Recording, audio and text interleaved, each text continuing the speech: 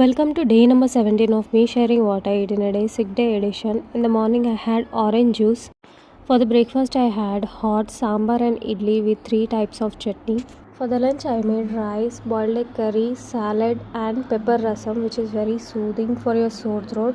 And for the dinner, I kept it very simple. I pressure cooked beetroot and carrot, blended into the smooth paste, and tempered it with butter, cumin, and carom seeds, some salt and pepper. It is very light and very quick option when you have cold and sore throat. Feels very relieving and tasty at the same time. I managed to complete 10,000 steps today.